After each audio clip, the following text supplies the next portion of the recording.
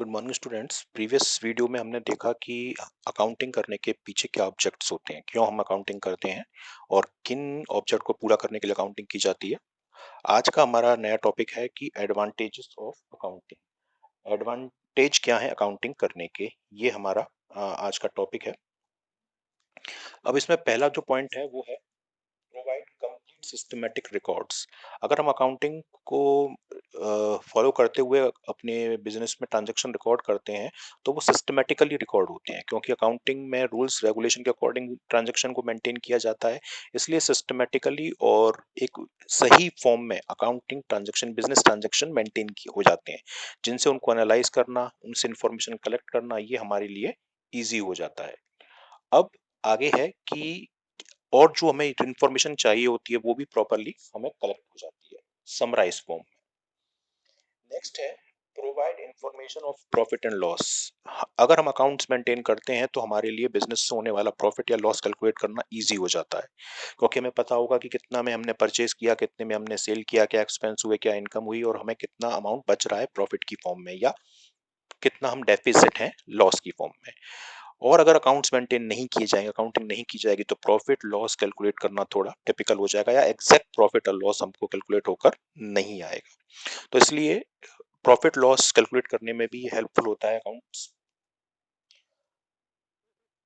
Third है हमारा profit information regarding financial position, यानी बिजनेस की फाइनेंशियल पोजीशन है क्या है, ये एनालाइज करने में भी हेल्पफुल होती है अकाउंटिंग। मैंने बताया सिर्फ प्रॉफिट के बेस पर या प्रॉफिट की हेल्प से आप अपने बिजनेस की फाइनेंशियल पोजीशन को एनालाइज नहीं कर सकते। उसके लिए आपको कुछ अदर इंफॉर्मेशन भी रिक्वायर्ड होती है, जैसे कि कितनी आपके पास प्रॉपर्टी है, कितनी आपके पास पेमेंट करने की और रिस्पॉन्सिबिलिटी है, और कितना अमाउंट आपने बिजनेस में इन्वेस्ट कर रखा है, उसके कंपैरिजन में कितना सफिशिएंट प्रॉफिट आप अर्न कर रहे हैं या नहीं कर रहे, ये पता होना जरूरी है। इन सबको एनालाइज करने के बाद फाइनेंशियल पोजीशन पता होती है और ये सारी इंफॉर्मेशन हमें रिसीव होती है अकाउंटिंग से। तो इसलिए फाइनेंशियल पोजीशन को भी जज करने के लिए अकाउंटिंग हेल्पफुल होती है। अब है फैसिलिटेट कंपैरेटिव स्टडी। मैंने आपको पिछले ऑब्जेक्ट में भी बताया था कि हम कंपैरिजन करते हैं, इंटर फर्म कंपैरिजन, यानी अपनी ही जैसी किसी दूसरी फर्म के साथ अपना कंपैरिजन करना, अपनी फर्म का, अपनी बिजनेस का, कि हमारे जैसा ही दूसरा बिजनेस करने वाली जो फर्म है वो कैसा परफॉर्म कर रही है, क्या उसके अंदर अच्छी चीजें हैं जो हमारे बिजनेस में नहीं है और कैसे हम उन्हें अडेप्ट कर सकते हैं, क्या हम अपने आप में चेंजेस ला सकते हैं। ऐसे ही एक और कंपैरिजन होता है इंट्रा फर्म कंपैरिजन, जिसमें हम अपनी करंट ईयर की परफॉर्मेंस को पास्ट ईयर की परफॉर्मेंस से मेजर करते हैं कि हमने पिछले साल कितना प्रॉफिट किया था, अर्न किया था, और इस साल हम कितना प्रॉफिट अर्न कर रहे हैं और हमारे बिजनेस की फाइनेंशियल पोजीशन या बिजनेस की परफॉर्मेंस कैसी है, सेटिस्फैक्टरी है या नहीं, हम इंप्रूवमेंट कर रहे हैं, नहीं कर रहे, या डाउनफॉल में जा रहे हैं। तो ये कंपैरिजन करना भी हमारे लिए अकाउंटिंग की हेल्प से ही पॉसिबल हो पाता है। अब नेक्स्ट है हेल्प इन मैनेजरियल डिसीजन। मैंने आपको बताया था पिछले वीडियो में भी कि बिजनेस में मैनेजमेंट को बहुत सारे डिसीजंस लेने होते हैं, पॉलिसी बनानी होती है, प्लानिंग मेकिंग करनी होती है, और उसके लिए वेरियस इंफॉर्मेशन की रिक्वायरमेंट होती है, जैसे कैश की कितना अवेलेबल है, कितना हमने करंट ईयर में एक्सपेंस किया, कितना हमने प्रोडक्शन किया, ये सारी चीजें। और ये सारी इंफॉर्मेशन हमें बिजनेस अकाउंटिंग से ही रिसीव हो पाती है। तो अगर हम पॉलिसी मेकिंग करना चाहते हैं, प्लानिंग मेकिंग करना चाहते हैं, मैनेजमेंट कोई डिसीजन लेना चाहता है, तो उसके लिए भी अकाउंटिंग की इंफॉर्मेशन रिक्वायर्ड होती है। और इसका नेक्स्ट है help in the settlement of tax liability. Tax liability calculate करने में भी बिजनेस अकाउंटिंग हेल्पफुल होती है। या आप जानते हैं टैक्स हमारी इनकम पे किया जाता है मोस्टली केसेस में, या फिर एक्साइज ड्यूटी जैसे केसेस हैं जो प्रोडक्शन पे किए जाते हैं, वेट वगैरह सेल परचेस या जीएसटी वगैरह सेल परचेस पे की जाती है। तो कितनी हमने इनकम अर्न की और उस पे कितना टैक्स बनता है, ये तभी पता चलेगा जब अकाउंट्स मेंटेन हो रहे होंगे। कितनी जीएसटी हमें अपनी सेल परचेस पे करनी है, ये भी तभी पता चलेगा जब हम सेल परचेस के ट्रांजैक्शन बिजनेस में मेंटेन कर रहे होंगे। तो एग्जैक्ट टैक्स की अमाउंट को कैलकुलेट करने के लिए भी हमारे लिए अकाउंटिंग हेल्पफुल होती है। तो नेक्स्ट पॉइंट है हमारा फैसिलिटेट्स इन टेकिंग लोन्स, यानी अकाउंटिंग रिकॉर्ड्स की रिक्वायरमेंट हमें लोन लेने के लिए भी पड़ती है। ये आप जानते हैं कि मोस्टली बिजनेसमैन अपनी फाइनेंशियल रिक्वायरमेंट को पूरा करने के लिए बैंक के पास लोन के लिए अप्लाई करते हैं। लेकिन बैंक भी लोन उन फर्म का सैंक्शन करती है जिनके बारे में बैंक को लगता है कि वो फाइनेंशियली स्ट्रांग है और उनका लोन पे करने में कैपेबल है। इसके लिए बैंक आपसे आपके अकाउंटिंग रिकॉर्ड्स की डिमांड करती है, सबमिट करने के लिए कहती है कि आप अपने अकाउंटिंग रिकॉर्ड्स सबमिट करिए, ताकि बैंक ये एनालाइज कर पाए कि आपकी पेइंग कैपेसिटी, लोन वापस करने की जो कैपेसिटी है वो कैसी है, आप कैपेबल हैं या नहीं है। तो इसकी हेल्प से भी आपको लोन लेने में हेल्प मिलती है। तो यानी लोन लेने के लिए भी अकाउंटिंग रिकॉर्ड्स हेल्पफुल होते हैं। दूसरा है act as proof in the court of law. अगर आपका आपके बिजनेस की किसी पार्टी के साथ कोई डिस्प्यूट हो जाता है, विवाद हो जाता है, तो और कोर्ट में केस चला जाता है, तो आप अपने अकाउंटिंग रिकॉर्ड्स को एज एविडेंस कोर्ट में सबमिट कर सकते हैं, दिखा सकते हैं कि डिस्प्यूट के टाइम पर ये हमारे पास एज एविडेंस है, उसने हमारे साथ ये ट्रांजैक्शन किया था जो वो गलत तरीके से डिस्प्यूट कर रहा है। तो यानी आपके accounting records as evidence, as a proof भी अकाउंट में एक्सेप्टेबल होते हैं, जो आपके डिस्प्यूट सेटलमेंट में आपकी हेल्प करेंगे। थर्ड है helpful in detecting and fraud, यानी गलतियां और फ्रॉड को पकड़ने में भी अकाउंटिंग हेल्पफुल होती है। अगर आपके यहाँ प्रॉपर अकाउंटिंग सिस्टम या मेंटेन नहीं किया जाता है, तो उस केस में आपके लिए बहुत मुश्किल हो जाएगा कि आपके यहाँ बिजनेस में कोई फ्रॉड कर रहा है उसे आप आइडेंटिफाई कर पाए, या कोई गलतियां हो रही हैं उसे आप आइडेंटिफाई कर पाए। लेकिन अगर आप अकाउंटिंग को प्रॉपर मेंटेन करते हैं, रूल्स एंड रेगुलेशन के अकॉर्डिंग करते हैं, तो आपके लिए एरर्स यानी गलतियां और फ्रॉड पकड़ना बहुत ईजी हो जाएगा, क्योंकि आपको इजीली पता चल जाएगा कि कहाँ से कितना अमाउंट आना था, कितना आया है और कितना अमाउंट बाकी है। तो कोई पर्सन फ्रॉड करने के बारे में सोच भी नहीं सकता है। तो इजीली आपकी जो है, कई सारे ऐसे अकाउंट्स होते हैं जो आपको बताते हैं कि आपकी अकाउंट में कहाँ गलतियां हुई हैं, तो यानी फ्रॉड्स वगैरह पकड़ने में भी हेल्पफुल है। अब नेक्स्ट है आपका facilitate in sale of business, यानी बिजनेस को बेचने में भी ये हेल्पफुल होता है। जब आप बिजनेस को सेल करते हैं किसी थर्ड पर्सन को, तो कितनी प्राइस पे आपको अपना बिजनेस सेल करना चाहिए ये आइडेंटिफाई तभी हो पाएगा जब आप अकाउंटिंग मेंटेन करेंगे। अकाउंटिंग आपको बताएगा कि आपके बिजनेस में कितने रुपए का भी स्टॉक मेंटेन है, कितनी मशीनरी लगी हुई है, कितनी रॉ मटेरियल पड़ा हुआ है, कितनी आपके मार्केट में गुडविल है, और कितनी प्राइस पे आप उसे सेल करेंगे, तब जाके आपका इन्वेस्टेड अमाउंट रिकवर हो पाएगा। वो चीजें अकाउंटिंग रिकॉर्ड्स ही आपको शो करनी है। तो यानी बिजनेस को सेल करने में भी ये हेल्पफुल होता है। अब देखिए मेन टॉपिक था नेक्स्ट जो है वो है लिमिटेशन ऑफ अकाउंटिंग। हर चीज के टू साइड होती हैं, एक नेगेटिव और एक पॉजिटिव। अब तक आपने पॉजिटिव चीजें पढ़ी, अब अकाउंटिंग के आप ड्रॉबैक पढ़ेंगे, यानी नुकसान क्या है अकाउंटिंग के। तो पहला है based on accounting concept and convention. Accounting कोई इजी वर्क नहीं है। अकाउंटिंग करने के लिए कुछ principles, concepts, rules, regulation, policies को फॉलो करना होता है, जो अकाउंटिंग बोर्ड्स वगैरह ने या कमेटी वगैरह ने डेवलप की है।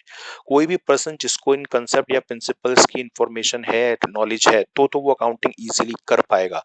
लेकिन हर कोई पर्सन जो इन कंसेप्ट प्रिंसिपल्स के बारे में नहीं जानता है, वो अकाउंटिंग कर पाने में फिर कैपेबल नहीं हो पाएगा। अकाउंटिंग प्रिंसिपल्स ऐसे होते हैं जो सूटेबिलिटी के ऊपर डिपेंड करते हैं कि कब कौन सी सिचुएशन में कौन सा प्रिंसिपल अप्लाई होगा। वो चीजें जानना बहुत जरूरी होता है, तभी जाके आप अकाउंटिंग को सही तरीके से कर पाएंगे। जैसे कई सारी चीजें होती हैं कि असेट्स आपको हिस्टोरिकल कॉस्ट पे दिखानी होती है, मार्केट प्राइस पे नहीं दिखानी होती है। ये सब चीजें आती हैं, आप आगे पढ़ेंगे इनको और चीजें, कि असेट्स की वैल्यू कम दिखाई जाती है जो मार्केट में होती है, फ्यूचर के लिए सेविंग की जाती है कंजर्वेटिज्म की फॉर्म में। तो ये सारी चीजें हैं आप पढ़ेंगे आगे चल के, लेकिन इसकी नॉलेज हर किसी को नहीं होती, इसलिए थोड़ा टिपिकल हो जाता है अकाउंट को करना विदाउट नॉलेज ऑफ प्रिंसिपल्स या कंसेप्ट।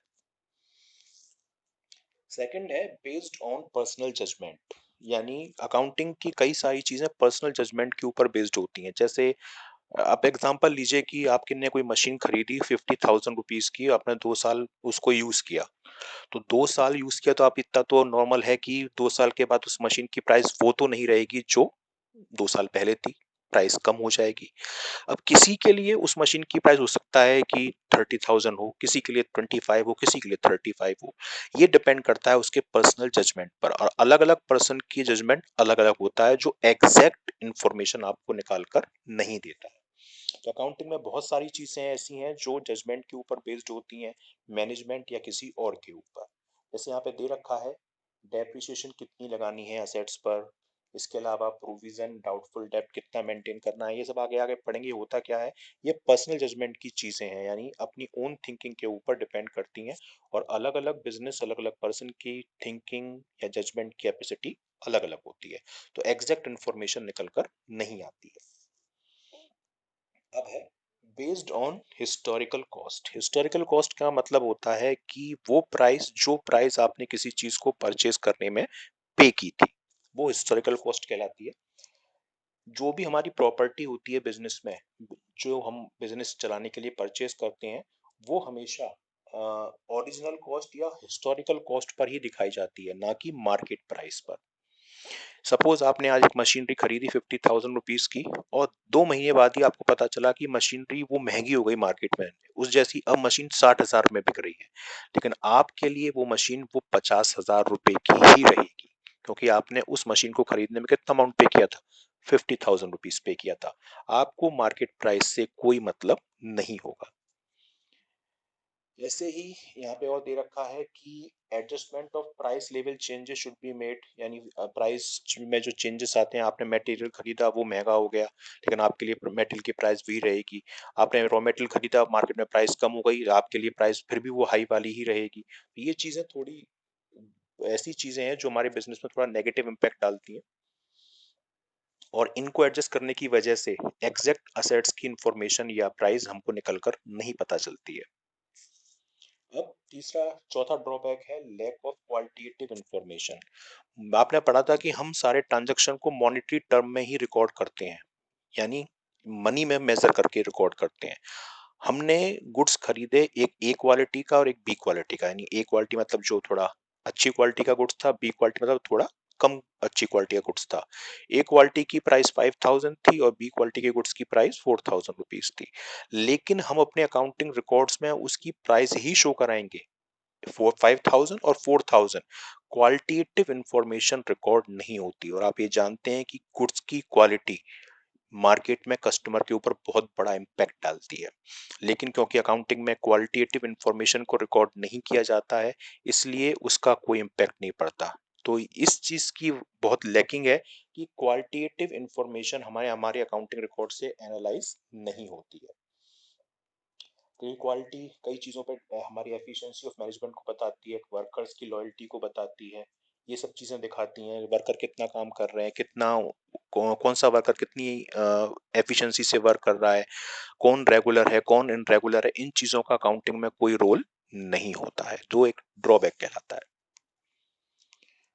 अगला है suffer from window dressing. Window dressing क्या होती है? विंडो ड्रेसिंग का मतलब होता है कि manipulation in the price of any expenses और इनकम, यानी किसी एक्सपेंसेस की प्राइस को बढ़ा चढ़ा कर दिखाना, यानी ज्यादा तो ज्यादा दिखाना या फिर कम दिखाना, ऐसे ही सेम इनकम को बढ़ाकर या कम करके दिखाना, ये चीज विंडो ड्रेसिंग कहलाती है।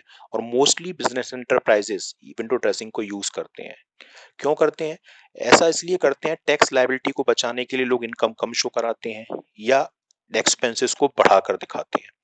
इसके अलावा अपनी असेट्स खरीदी कम में दिखाई ज्यादा प्राइस पर, ताकि वो लोगों को या शेयर होल्डर्स को अट्रैक्ट कर पाए। ये चीजें बहुत की जाती हैं और ये विंडो ड्रेसिंग कहलाती है। और विंडो ड्रेसिंग की वजह से हमें या हमारे यूजर्स को हमारे असेट्स लायबिलिटी की एग्जैक्ट इंफॉर्मेशन निकलकर नहीं मिल पाती, जो एक ड्रॉबैक कहलाता है। मोस्टली बिजनेस फर्म्स इसी को यूज करती हैं, विंडो ड्रेसिंग को यूज करती हैं, ताकि ज्यादा से ज्यादा अट्रैक्टिव वो अपने बिजनेस को शो करा पाए। इसके अलावा कई गलतियां ऐसी होती हैं कि हमारा जो रेवेन्यू एक्सपेंडिचर है वो कैपिटल एक्सपेंडिचर की तरह ट्रीट हो जाता है, और कैपिटल एक्सपेंडिचर रेवेन्यू की तरह। यहाँ पे दिया हुआ है आपको। अब ये कैपिटल और रेवेन्यू एक्सपेंडिचर होते क्या हैं, ये आप आगे वाले चैप्टर्स में पढ़ेंगे, यानी किसी एक्सपेंडिचर को जो जिस नेचर का नहीं है और नेचर में शो कर देना, ये चीजें कहलाती भी हमारी बहुत यूज होती हैं अकाउंटिंग में, इसे हम विंडो ड्रेसिंग बोलते हैं। अगला है कि डेफिसिट अनरियलिस्टिक इंफॉर्मेशन। जब आप विंडो ड्रेसिंग करेंगे, हिस्टोरिकल कॉस्ट कंसेप्ट यूज करेंगे, तो जो इंफॉर्मेशन निकल के आएगी वो अनरियल होगी, यानी एग्जैक्ट फॉर्म की नहीं होगी। जैसे मशीन आपने खरीदी 50 की, मार्केट में वो अब 60 की हो गई, तो अकॉर्डिंग टू मार्केट प्राइस तो वो 60 की चल रही है, लेकिन आप अपनी बुक में शो उसे फिर भी 50,000 ही शो करोगे, तो यानी आपकी असेट्स की इंफॉर्मेशन निकल कर नहीं आई। गोइंग कंसर्न आप कंसेप्ट फॉलो करते हैं, जिसका मतलब होता है कंटिन्यू बिजनेस का लॉन्ग टाइम तक सर्वाइव करना, जबकि बिजनेस अनसर्टेन होता है। फ्यूचर अनसर्टेन होता है, नहीं पता कल क्या हो जाएगा, तो लेकिन आप फिर भी ये मान के एज्यूम करके चल रहे हैं। तो ये चीजें होती हैं जो अनरियल होती हैं, एकदम सही इंफॉर्मेशन आपको निकाल कर नहीं देती हैं।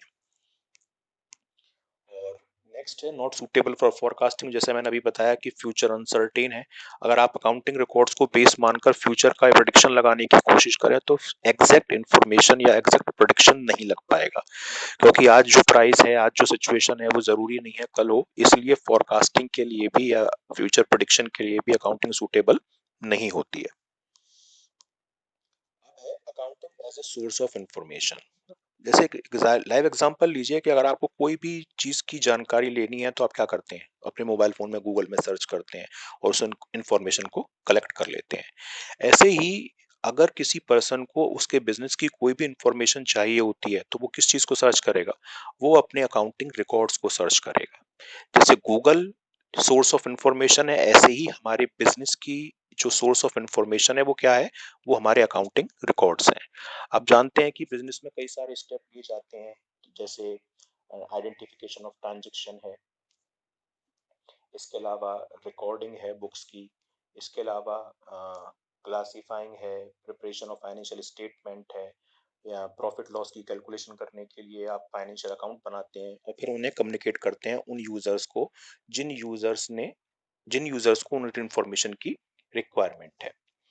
अब यानी जो भी आप इंफॉर्मेशन अपने यूजर को सप्लाई कर रहे हैं वो कहां से कलेक्ट कर रहे हैं, अकाउंटिंग रिकॉर्ड से। तो यानी अकाउंटिंग रिकॉर्ड्स क्या है, सोर्स ऑफ इंफॉर्मेशन है। किस किस चीज की इंफॉर्मेशन, जैसे अगर आपको कोई भी डिसीजन लेना है तो उसके लिए जो भी इंफॉर्मेशन रिक्वायर्ड होगी आप उसको कहां से कलेक्ट करोगे, बिजनेस रिकॉर्ड से। इसके अलावा जो बिजनेस के एंड यूजर्स हैं उनको अपना कोई भी इंफॉर्मेशन कलेक्ट करने के लिए किसको देखना पड़ेगा, अकाउंटिंग रिकॉर्ड्स को, चाहे वो शेयर होल्डर हो, बिजनेसमैन हो, गवर्नमेंट हो, पब्लिक हो, कोई भी हो। थर्ड है आपका कि provide information making inter firm comparison. चाहे आपको अपनी फर्म का किसी और फर्म से कंपैरिजन करना है या अपनी ही फर्म का अपनी पास्ट ईयर की फर्म से कंपैरिजन करना है, उसके लिए भी जो कंपैरिजन करने के लिए डेटा चाहिए होगा या इंफॉर्मेशन चाहिए होगी वो भी आपको कहां से मिलेगी, अकाउंटिंग रिकॉर्ड से कलेक्ट होगी। नेक्स्ट है provide information for judging the managerial efficiency. आपको ये जानना है कि आपकी परफॉर्मेंस कैसी चल रही है, आपका मैनेजमेंट सही परफॉर्म कर रहा है या नहीं कर रहा, आप वर्कर्स अच्छी तरीके से वर्क कर रहे हैं या नहीं कर रहे। इस चीज को जानने के लिए भी आपको अकाउंटिंग रिकॉर्ड देखने पड़ेंगे। अगर कोई वर्कर अच्छा परफॉर्म कर रहा है तो कैसे चेक होगा, उसके थ्रू किए गए प्रोडक्शन से। मैनेजमेंट की एफिशिएंसी कैसे चेक होगी, प्रॉफिट या लॉस से, उसके लिए हुए डिसीजन की इफेक्टिवनेस से, और ये सारी चीजें अकाउंटिंग रिकॉर्ड से कलेक्ट होंगी। और provide input for making analysis financial statement. इसके अलावा फाइनेंशियल स्टेटमेंट जो हम बनाते हैं उनको एनालाइज करने के लिए भी जो उनको इंफॉर्मेशन कलेक्ट करनी होती है वो अकाउंटिंग रिकॉर्ड से ही कलेक्ट की जाती है, प्रॉफिट की, असेट्स की, लायबिलिटीज की, इन सब की। और लास्ट है provide information about corporate and social responsibility entity. यानी कॉर्पोरेट अकाउंटिंग करनी हो, आपने सोशल रिस्पॉन्सिबिलिटी अकाउंटिंग पढ़ी थी as a branch of accounting, उनके लिए भी जो हमें रिक्वायरमेंट होती है, चाहे एम्प्लॉयज के लिए हो, शेयर होल्डर्स के लिए हो, सोसाइटी के लिए हो, वो सारी इंफॉर्मेशन कलेक्ट हमें अकाउंटिंग रिकॉर्ड से ही होती है। अगर हम शॉर्ट में कहें तो कोई भी इंफॉर्मेशन का बिजनेस, हमारी बिजनेस की कोई भी इंफॉर्मेशन का सोर्स सिर्फ अकाउंटिंग रिकॉर्ड्स ही होते हैं, कोई और नहीं होता है।